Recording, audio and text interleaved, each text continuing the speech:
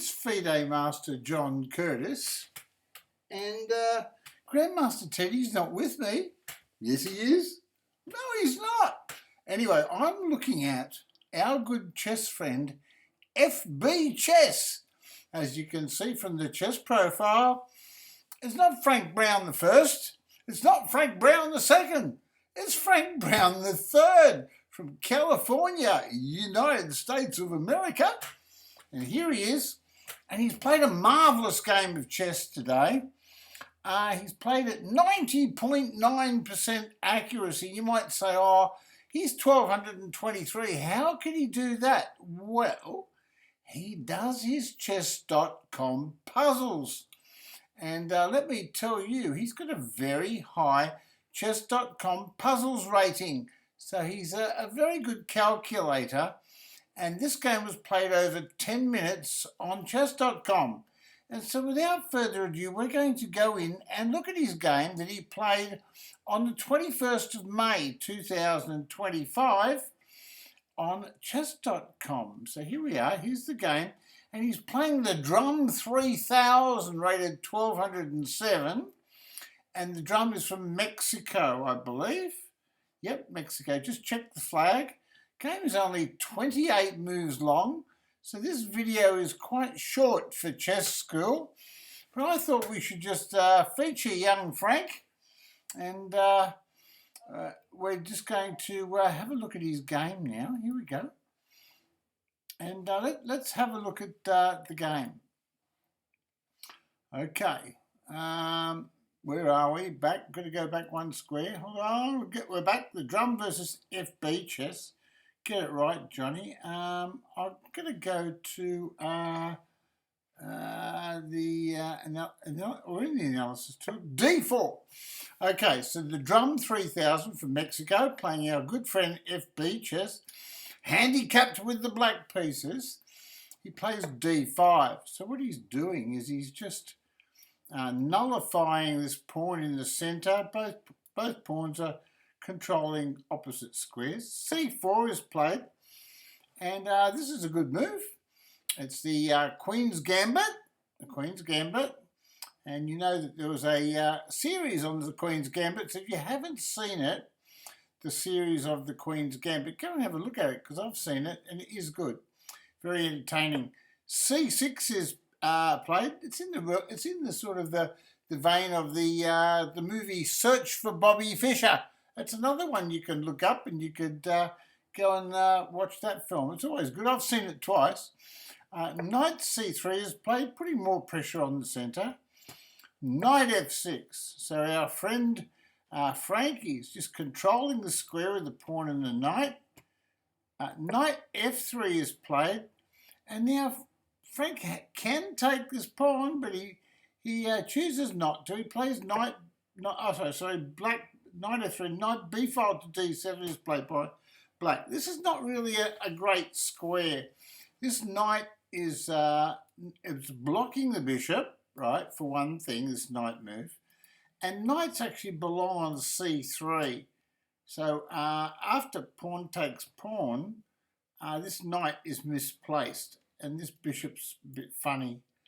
Anyway, the drum doesn't do that. He plays e3, gives Frank a bit of respite. G6 is played, and now bishop d3.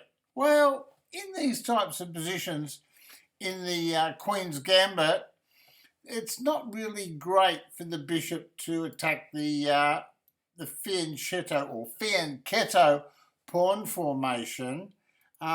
Often a better move is just bishop to e2, right? Bishop e2. It's just, or even queen c2. That's another idea. But I think pawn takes pawn was probably better. Pawn takes pawn. Let's see what, bishop g7 is played. Both players are just developing their pieces, getting ready to castle. And then I think their plan is to then, when there's an element of safety for their king, then they will play in the centre or try to develop a chess plan. Castles is played by white, and Frank castles as well.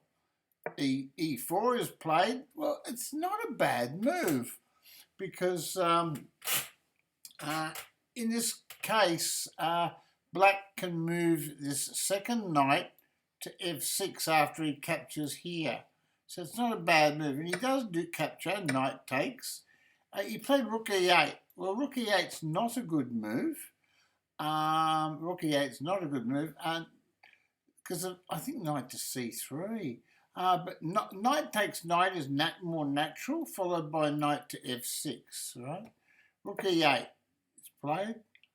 Bishop f4. Well, actually, I actually like the idea of moving the knight back, funnily enough. Anyway, knight h5 is played. And now white has a problem. Where do I put my bishop? Play bishop g5.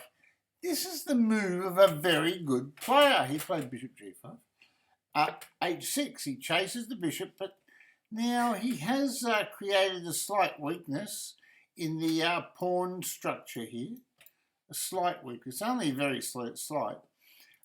Bishop to h4. Well, this move looks like it could lose a piece in some variations. I don't know whether it can be done just yet, but it's probably too weak to be able to do it just yet. But got to watch out for moves like pawn here and pawn there and trap the bishop. Give black more options.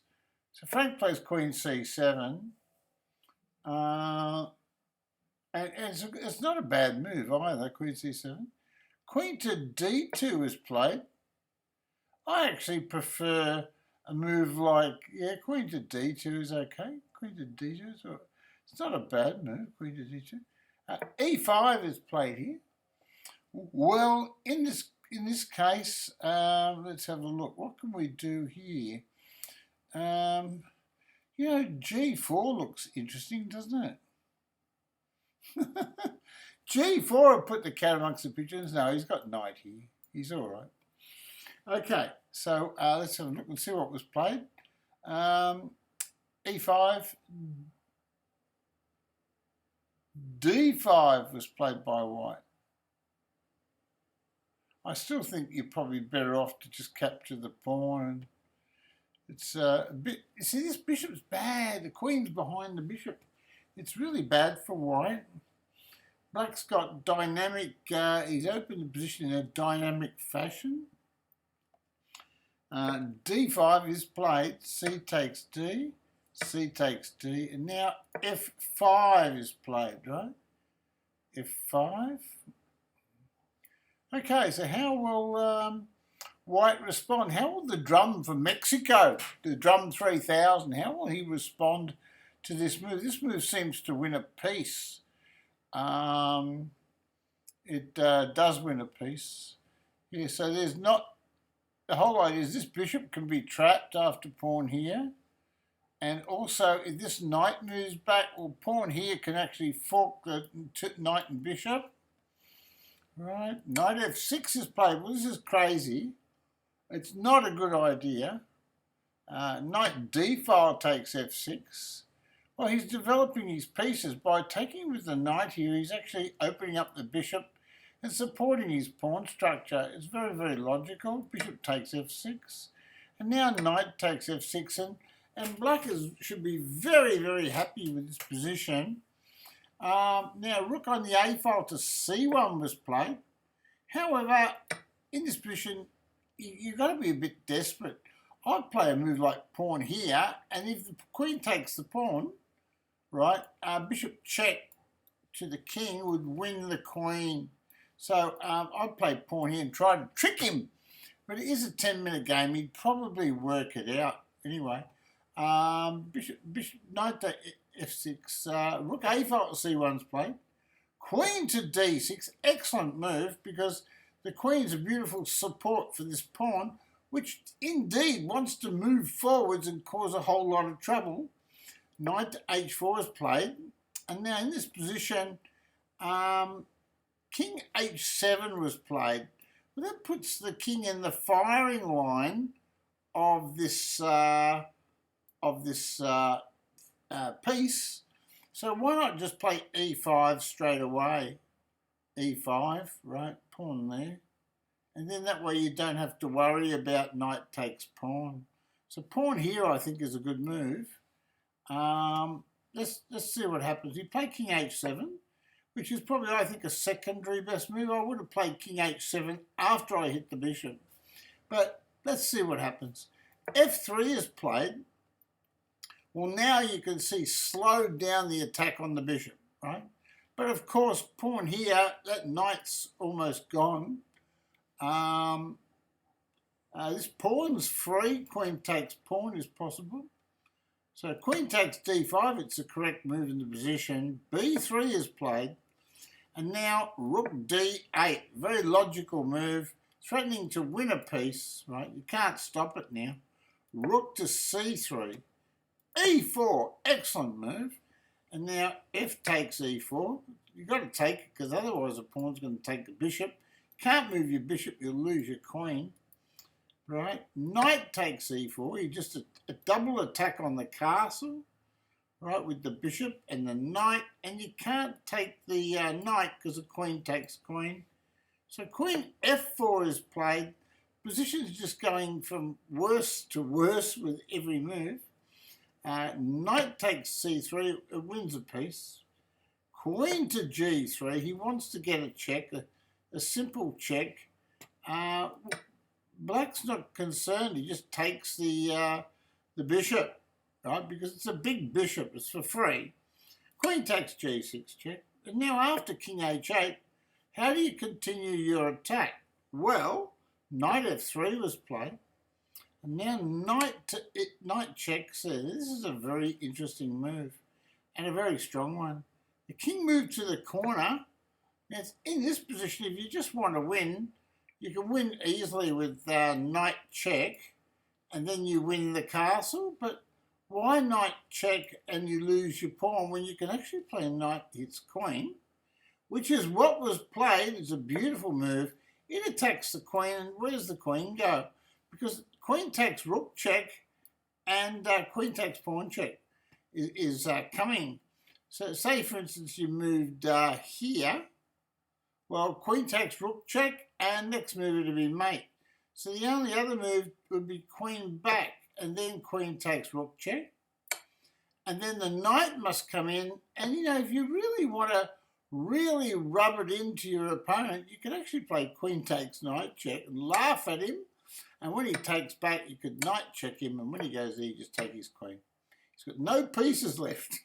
And so, as you can see, fbchess is victorious, and fbchess played with 90.9% accuracy, and the drum played quite well too, actually. You know, like you got to remember the poor old drum from Mexico. He's only rated 1207, and anyway, it was a good game, and I thought it was worthy of a chess school. FM Johnny Curtis chess streaming member to be highlighted and given congratulations for a good game of chess. And we might do some more of these videos and focus on some of the players that come in to watch the FM John Curtis chess stream. So next time it could be you. Okay, and with that, I'm saying goodbye. Oh, Grandmaster Teddy. Grandmaster Teddy wants to say goodbye.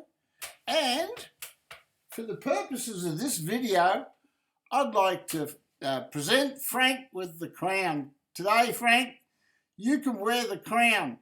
Teddy, would you like to pass the crown to Frank?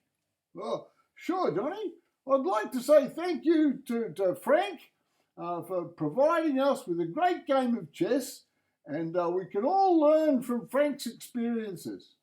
Oh, that's good, Teddy. Okay, so here's your crown. Here's your crown, Frank. Well done.